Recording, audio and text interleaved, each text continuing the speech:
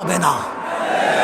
আজ যারা শেখ সাহেবের মোহাব্বত করতেছেন, ভালোবাসতেছেন, আমি প্রশ্ন করতে চাই, তিনি যখন 15 আগস্টের পরে 36 ঘন্টা বসেছিলেন, এই নেতারা কোথায় ছিলেন? এত মোহাব্বত কোথায় ছিল? এত ভালোবাসা কোথায় ছিল?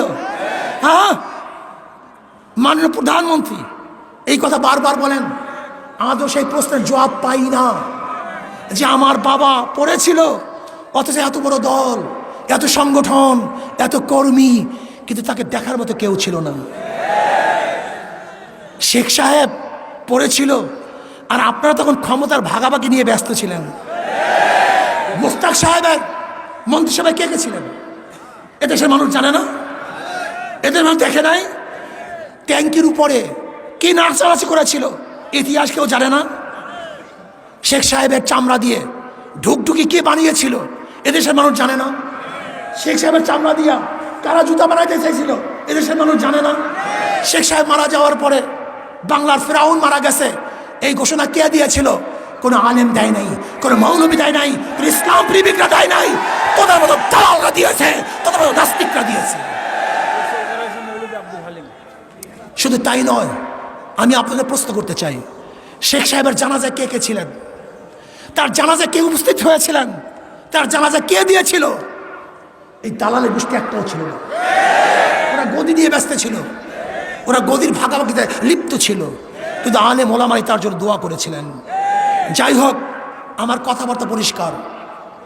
সাংবাদিক বন্ধুরা, আজকে সিগন্যাল মিগনাল দেই নেই, আজকে সিগন্যালও দেই নাই, মিগনালও দেই নাই, প্রচারও করি নাই, প্রসারও করি নাই।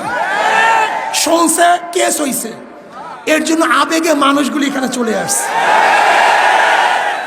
কিন্তু যেদিন অ্যারেস্ট করবে সেদিনকে দেখবেন মানুষের খেলা দিও। যেদিন অ্যারেস্ট হবো, এই নাস্তিকদের রক্ত দাও, এই বাংলায় রাখবো না। ফয়জুল ভাইয়ের কিছু হলে এ চলবে আমি বাংলা জুড়ে, এ ফয়জুল ভাইয়ের কিছু হলে এ চলবে আমি বিশ্ব জুড়ে, সেকে তোমরা কিছু হলে এ চলবে আমি বিশ্ব জুড়ে, এ সেকে তোমরা কিছু হলে এ চলবে আমি বিশ্ব জুড়ে, সেকে তোমরা ভয় নয়, রাজপথ চাই নয়। শোনেন, আমাদেরকে জেলের ভয় দেখে কোনো লাভ নেই।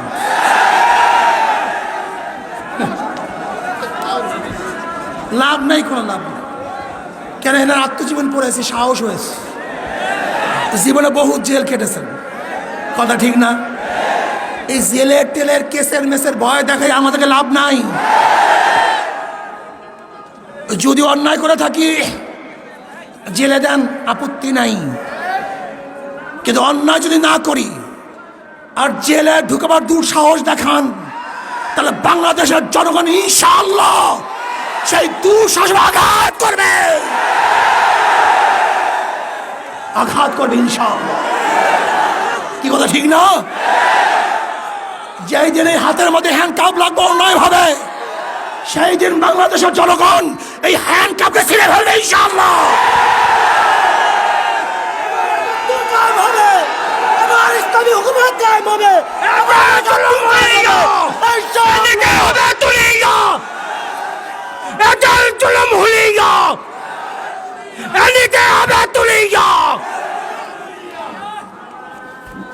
আপনারা ভাবছেন যে জেলের তকমা আর কেসের তকমা দেখালি ইঁদুরের মতো পালিয়ে যাব। ইঁদুরের বাচ্চা পালাতে পারে, শিয়ালের বাচ্চা পালাতে পারে, ভোজনের বাচ্চা পালাতে পারে, বিড়ালের বাচ্চা পালাতে পারে, কিন্তু শেখ ফজলুল করিমের, সৈয়দ ফজলুলের বাচ্চা পালাতে পারে না, সৈয়দ শাহের সন্তান পালাতে পারে না, ওমরের সন্তান পালাতে পারে না, আবু বকরের সন্তান পালাতে পারে না। মারা যাব, শির উঁচা করে মরব, রক্ত দেব ইসলামের জন্য, রক্ত দেব, জীবন দেব ইসলামের জন্য, জীবন দেব, এই দেশ রক্ষা করার জন্য জীবন দেব। সাম্য, মানবিক মর্যাদা, ন্যায় বিচার প্রতিষ্ঠা করার জন্য প্রয়োজনে রক্ত দেবে ইনশাআল্লাহ। নারায়ে তাকবীর, নারায়ে তাকবীর।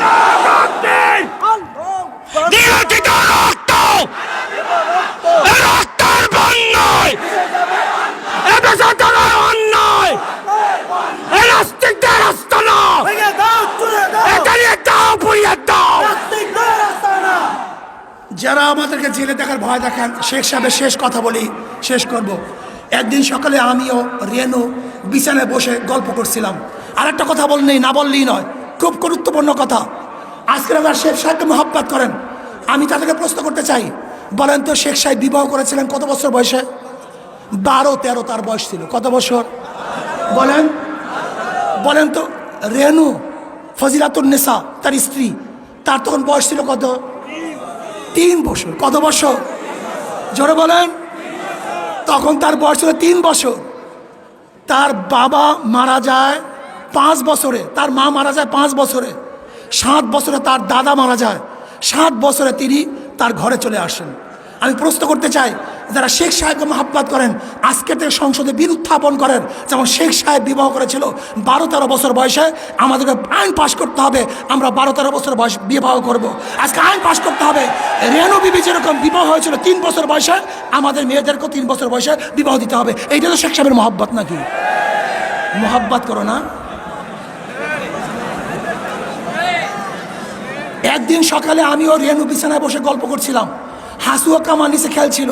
হাসু মাঝে মাঝে খেলা ফেলে আমার কাছে আসে, আর আব্বা আব্বা বলে ডাকে। কামাল চেয়ে থাকে। এক সময় কামাল হাসুরিকে বলছে, হাসু আপা, তোমার আব্বাকে কি আমি একটু আব্বা বলি? আমি আর রেনু দুজনেই শুনলাম। আস্তে আস্তে বিছানা থেকে উঠে যে ওকে কোলে নিয়ে বললাম, আমিও তোমার আব্বা। কামাল আমার কাছে আসতে চাইতো না, আজ গলা ধরে পড়েই রইল। বুঝতে পারলাম এখন আর ও সহ্য করতে পারছে না। নিজের ছেলে অনেক দিন না দেখলে ভুলে যায়। আমি যখন জেলে যাই তখন ওর বয়স মাত্র কয়েক মাস।